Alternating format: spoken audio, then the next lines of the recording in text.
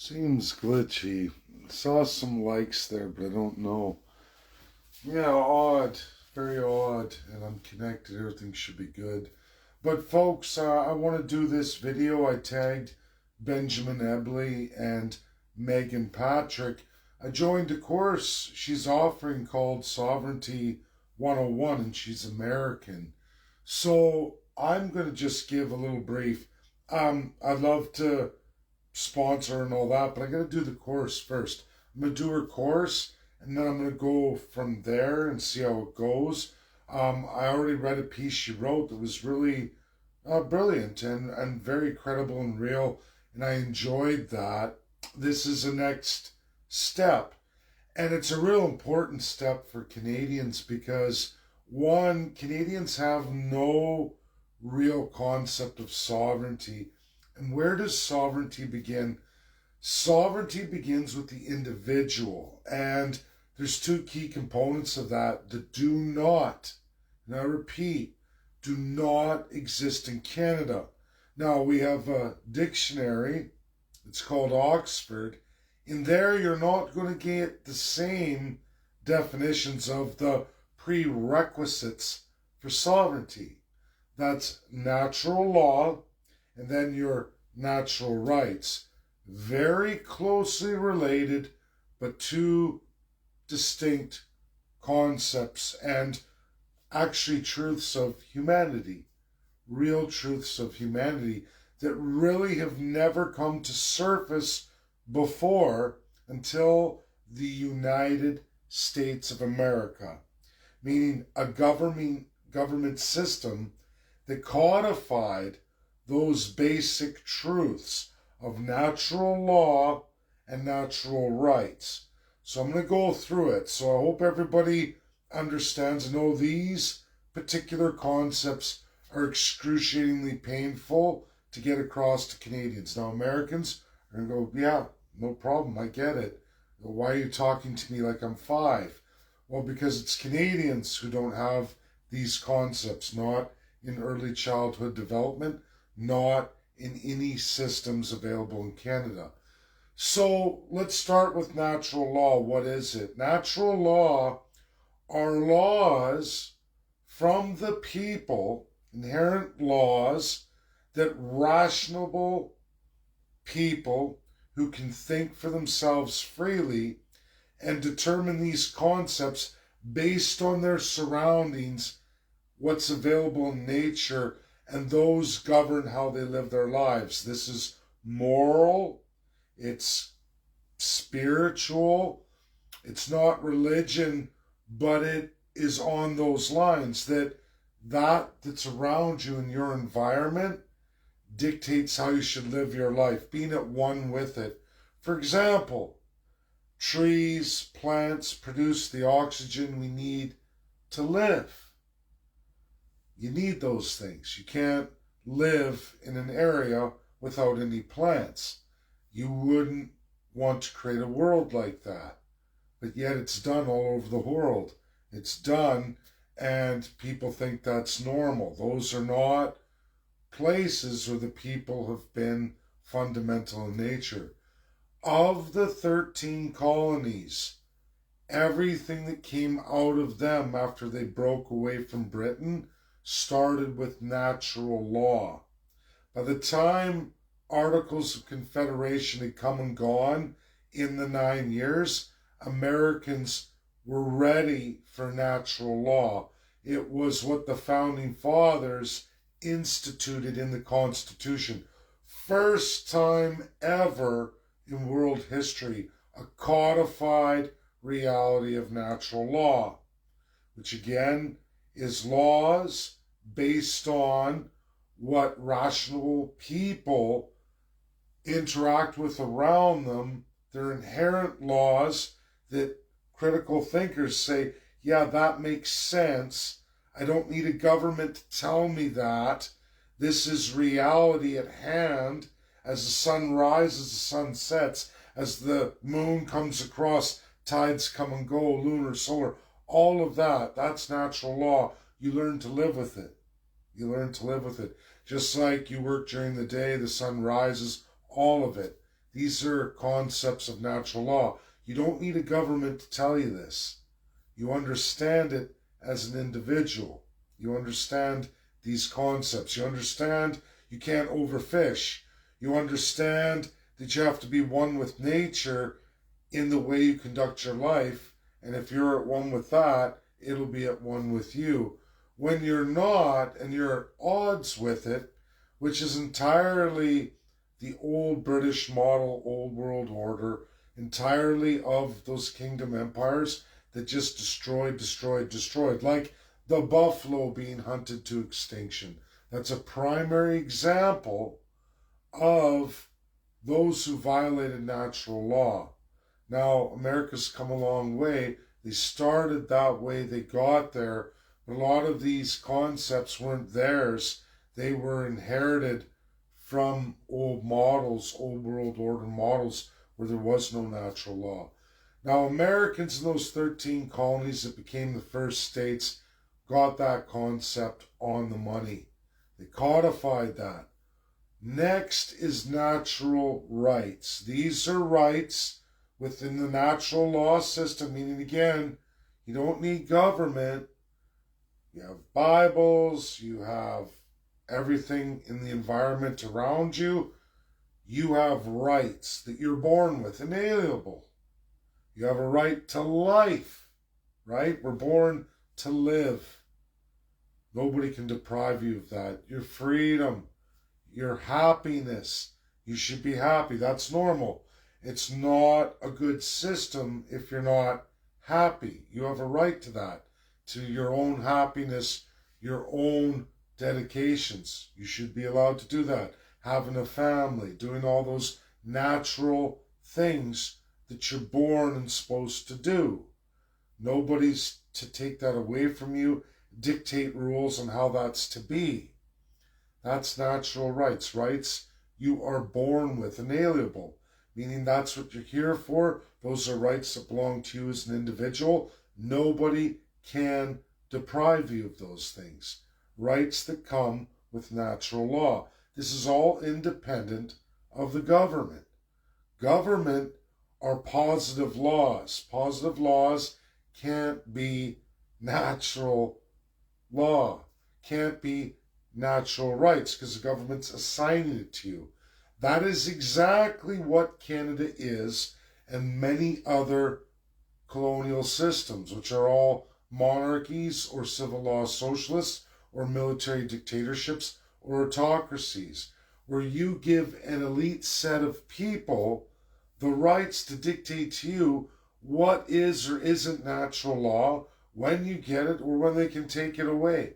Natural rights when they can give and when they can take it away. Tell you what these are, so you don't even think for yourself. Those concepts are not there. It's unnatural. It's anti-American. Why do I bring this up? I'm going to bring up the ostrich farm in BC. Before I play a video for you, I'm going to show you this slide. Then I'm going to go play you a video I did for New York, because New York for me has been a monumental amount of work. A northern state dominated by Democrats, their judiciary highly hijacked in America. If you guessed California is that way too, you'd be correct. At odds with the Constitution, at odds with natural law, natural rights. It's state governments trying to assign that against the people. We're going to go through a number of those areas tonight. But folks, what we're going to get into here is an ostrich farm example. It's a case study. This is what I mean by natural law. When you think about natural rights, this is all on natural law, but it's going to overlap natural rights. It's going to showcase how people don't get it in Canada. Exactly, in Canada, they do not get it. Ostriches have a genus. They're a specific family species unto themselves. They're a bird, but they're a specific species of bird with its own genus. That genus, meaning that genetic lineage for its entirety, right down to its original source, is not found in North America in all of North America's history, meaning we can go all the way back to even the dinosaurs found in North America, all the way back to that, insects, all of those things, and then actual living, even extinct, lineages and genus, meaning having the DNA, and there are no ostrich genus in North America at all. They developed in an entirely different ecosystem, completely outside of North America. The Arctic has zero, I repeat, zero, anything to do with the ostrich genome. Zero, zip, zilch. Natural law is the rational concept as a person that you can say, okay, the Arctic is a different ecosystem than all the other major six. When we talk about oceans and continents, we can say, you know what? You can say there's 7 of these majors. Some overlap, sure, and you can look at genus. A rational person will say, okay, this species can kind of overlap there, or it can make it to this point. It evolved in this set of circumstances. This is highly specialized for this demographic. And the two polar opposites. Here's the Arctic, and then down here at the equator, below the equator, is another continent, Australia, and there's a specific genome there called ostrich. These are two polar opposite genomes, and you should know this. Kangaroo, the pouch, right, all of it. There was ice ages, there was isolation, different species of animals. In fact, the Arctic has a ton, North America has a ton of animals that are only found there, and they're not found in many, many other ecosystems, major ecosystems of the world. And then there's vice versa, right? The marsupials, many of them never found in North America, even in other times. There's just several of them. Those ostriches are a highly specialized desert creature that run completely different immune systems, different operating temperatures, different specializations to deal with heat, arid environments. They have acid spit. Like camels, they've developed systems to retain water for extended periods of time. They're not meant for the Arctic. These birds have no business in that ecosystem. Now, under natural law, of those 13 colonies, several of them, 9 in fact, on their inception and everything went to America, said, you will use rational thinking, critical thinking, right? You don't take a fish out of the water and put it on land and hope it learns to walk. And you just know, don't, right? In natural law, that just doesn't work. The fish is going to die. Fish is going to have problems. It's going to die quickly. This is the same for ostrich. You bring it to the Arctic, it's not designed in any meaningful way. Americans understand this very well. You will find in all the northern states, there aren't any major ostrich farms like you find in Arctic Canada. This is above the 49th parallel. We're into the Arctic. And Canada's got several ostrich farms. They're doing research and development, looking for vaccines, pharmaceuticals. Okay, you have these things out in the wild in mega numbers. They die extremely fast. They get sick, right, because they're way out of the desert. Now, for some reason, Americans, because of their natural law, understand that. You'll find that most northern states, there aren't any. When you find somewhat equivalencies of ostriches in the United States, that natural law took over and it stays in the extremely hot states without any winter, where the energy input and what you have to do to take care of those creatures that don't belong in environments so far north. And they're not. And you'll see all the states that implement it are all very either arid or extremely hot, where it's climatized that can support ostriches. It's been like this for a very long time. America's much older than Canada. But Canada, in its Commonwealth and of course the Crown, no respect for any natural law. It's, hey, move these things here, who cares? Who cares? There was no rational thought of it at all. And then in New York, you look at New York, that isn't even in the 49th parallel. It's the 40th parallel, meaning below Ontario, who's down into the United States by a lot of measures. But we're talking 40th parallel, New York, and there's only one major ostrich farm. It's an experimental study of these ostriches for, again, pharmaceutical and all of that. One, that's a major state, New York. It's one of the biggest, most densest. And they got one ostrich farm for experimentation, just like the BC farm. And guess who owns it? Canada does. Canadian firm doing research and R&D on developing drugs and experiments with ostriches in an even outside of its normal climate, because they want it to get sick. They want it to catch colds, to live in a habitat it can't live. This is what was going on in BC. And of course, you're introducing illnesses to it, and then you're having wild birds interact from the Arctic, who are supposed to be, by nature, isolated from those ostriches in Australia, meaning those birds don't interact. They never interact. But yet now you're doing that. You see the problem? And you're going to play around with viruses, hoping to make vaccines. That's what they're trying to do. And Canadians can't see past their nose, even when you explain this to them in common sense, meaning this is natural law. Common sense tells you you don't put that in that environment because it has no genus there. It's never had a genus there. Why would you do that? Why would you do that?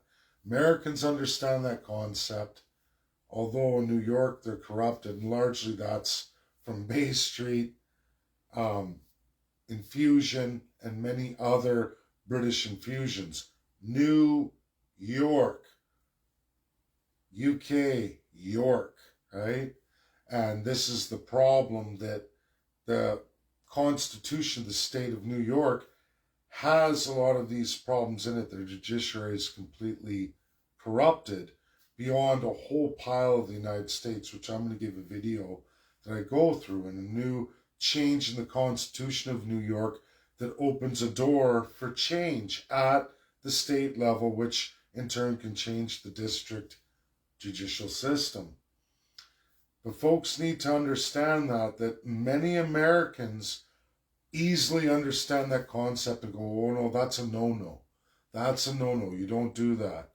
Natural law, thinking with your own mind, looking at it, its impact on nature, that's a no-brainer for a lot of Americans. In Canada, right over their head for a vast majority. Because why? There's no natural law, and we certainly have no natural rights, because if you don't have natural law, how can you have inherent natural rights you're born with? Which means you have no concept of real sovereignty. So without further ado, I'm just going to hit this, which was the case study here, that still a lot of Canadians don't get. It's funny on the Trump groups of Americans, they're laughing, they get it. It's amazing I made this post.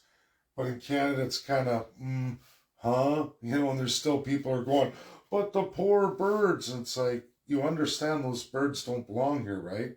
It's an affront to nature. It's a violation of natural law. Why would you want that? These are the kind of people that would in turn let somebody fish out an entire lake within 2 years and be like, well, everybody was hungry, we need to eat all the fish, instead of, hey, this is the limit.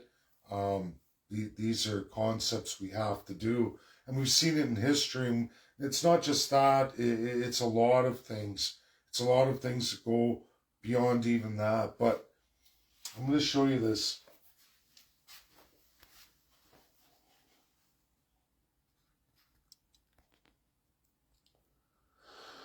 So this is the latest New Yorker. His name is John Catsimatidis. He's Greek, and I work with one, but boy, they have hard last names. So basically, he's funding the ostrich farm in BC. He's fighting for them, investing heavy money.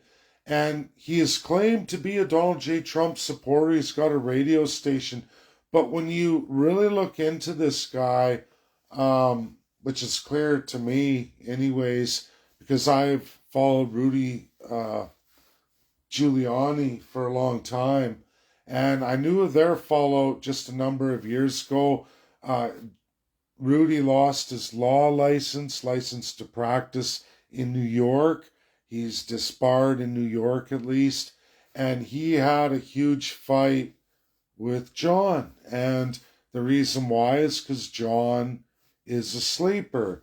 Rudy accused him of working for Joe Biden because, of course, how much did you donate to Donald Trump? You say you're a massive Trump supporter, didn't donate any real money to Trump. And then you look at what he donated to Hillary Clinton in the election before 2016. He financed her over $1 million.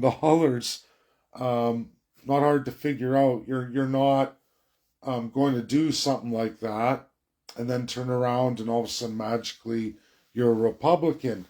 New York, you'll say what people want to hear because, well, I could win the election if I did that. And he did run under Republican, but we call those rhinos where he's not really, because all his money's been largely invested in Republicans, big key Republicans.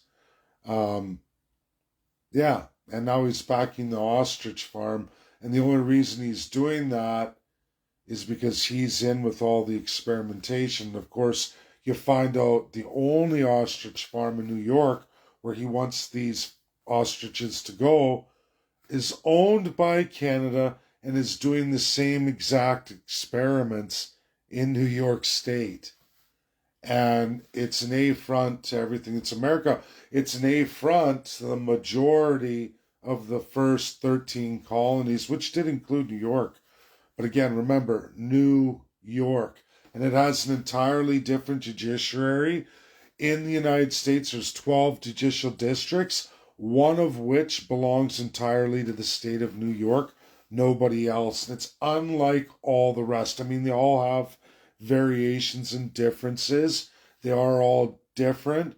But like if you go over to California, for example, their district belongs to 6 other states.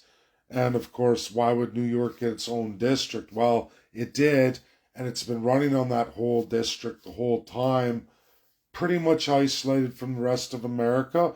We watched New York, as you all saw, American or Canadian. It was largely New York that took Trump to court. We look at the 34 indictments. We look at the lawsuits, the action against Donald J. Trump and his business dealings in New York. So many cases, all during the campaign period, most of which, 85%, done through the New York District Court system, which I'm going to play the video. So I just want you all to see this. It's really undeniable. You can see the history of Rudy and John. Rudy called him out years ago. You can easily find all his relations with Hillary Clinton, how much he's put into the Democrats, specifically Hillary Clinton. And when you look at that, it's over $1.2 million. Like, that's massive. Like, that's massive funding, campaign funding by an individual. It's pretty hard to say that he doesn't love Democrats. I mean, come on. Oh no, he's reformed. Well, where are all the the Republican expenses where he funded Trump or anybody else? He didn't. So it's all baloney.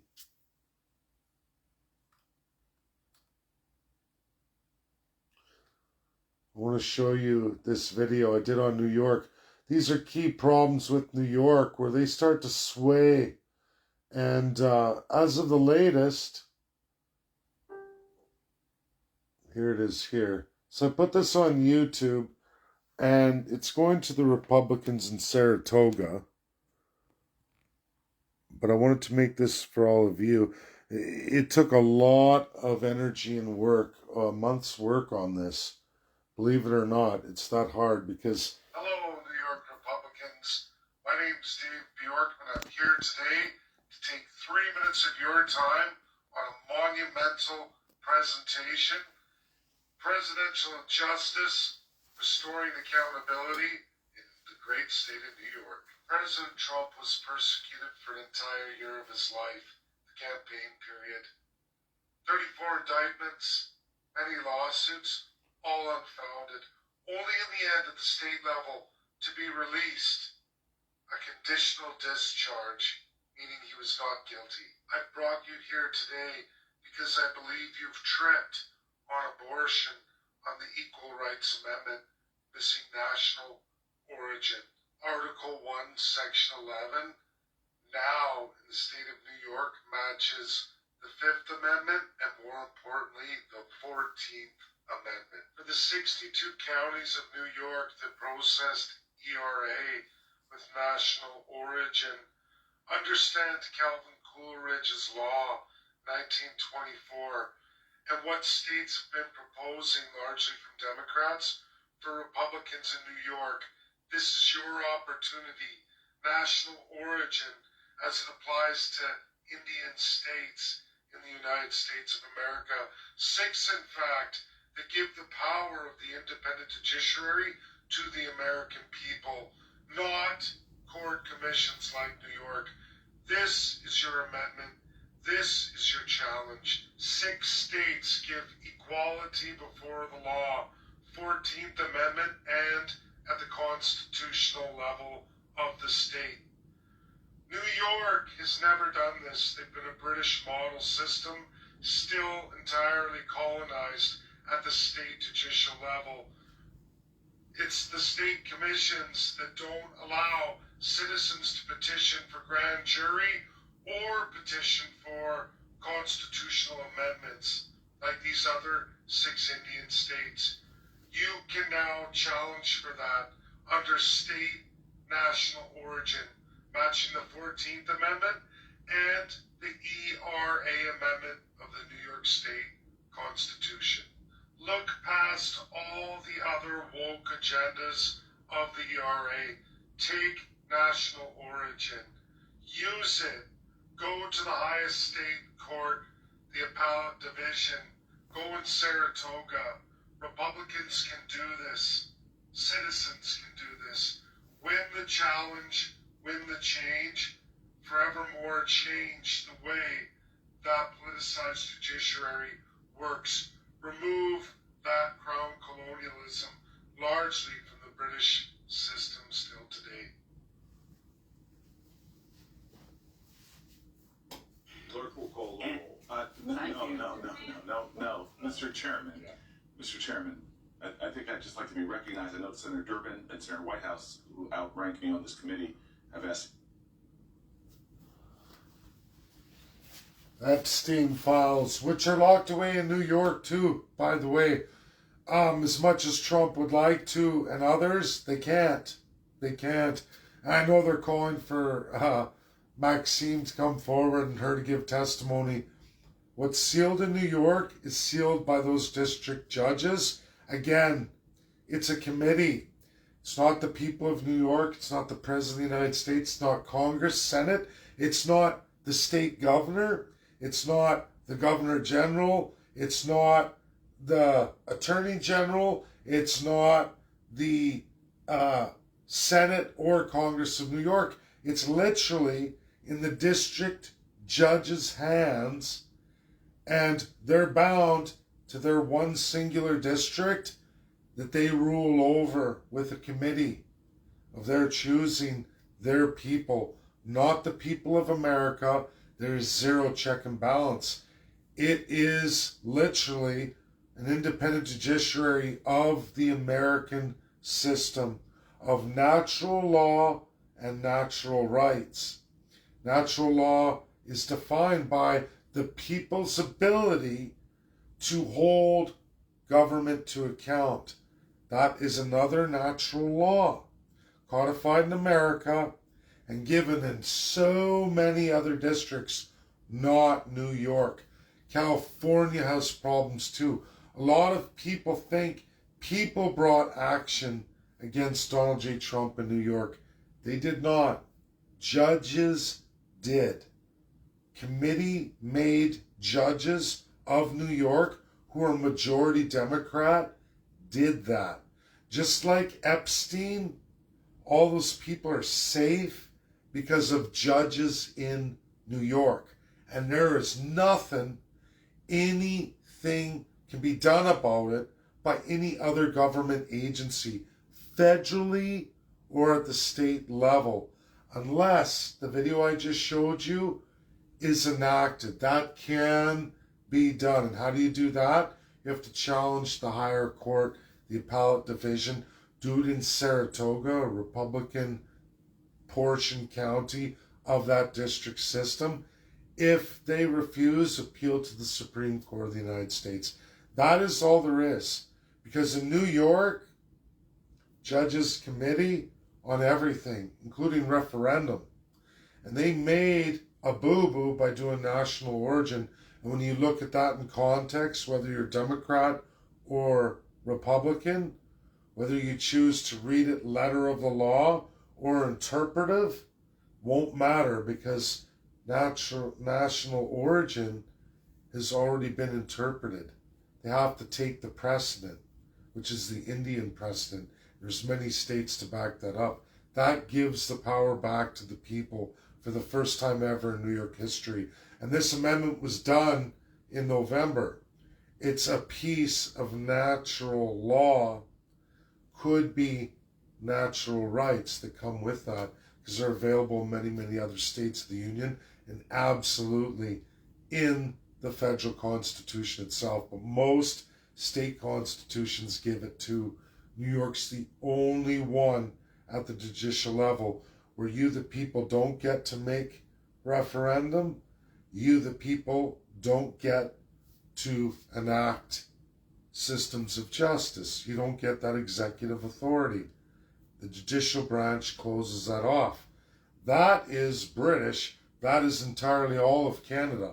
And don't get me started on provinces and territories. There are no constitutions, zero checks and balances. There's only the provincial crown beholden to that federal crown, and they legislate whatever they want in their lane without ever giving the people anything. No natural law, no natural rights, no civics, no civil law, nothing but their socialism and fascism. All Canadians get is a federal constitution, very limited, where a tremendous amount of powers stay locked away by the provincial governments who won't enact any of it, which means fused judiciary, fused legislative, all to the executive under Executive Powers Act. New York remains that way in its judiciary branch of government at the state level. Folks, that's my video. There's a tremendous amount of education here. A lot people need to share. A lot of time must be taken. And again, I'm going to take Megan's course, and I thank Benjamin Ebley for that. We're going to see how it all unrolls, goes through, because I really enjoyed the piece she wrote. I looked at that. I couldn't find any errors. Very well spoken, better than I could write or generate. But I understand all the concepts, and they received me very well. I received that very well. And I'm just putting this out there for everybody because it's so important. As Americans are raised that way, I think they need to really take a step back, that you're going to find a deaf audience on so many Canadians. Their idea of sovereignty or natural law or natural rights and many, many other created fictionalized laws or definitions of those laws don't match anything that's in any encyclopedia or in play today. And it makes you go, whoa, where did you get all this? It's made up, it's fictional. And this is what Americans will see, and I think Megan's going to see too. But I can't wait to see this program and go through it. I try to make it every day I can. Thanks, everybody. That's my video. Share, share, share. Get it out there. It's huge. It's huge. These are educational moments for people to really look at stuff and go, okay, I see why, or I get that. It's important because a lot of people don't see it. 90% of Canadians will not see any of this or get it. They'll blank, I don't know what you're talking about. Or they'll have a whole other definition of some of these concepts. They're not found implemented anywhere, and Americans will say, that's not right. What are you talking about? And Canadians don't even know it, but they believe it because somebody has programmed them to think that way. That's my video. God bless. Bye now.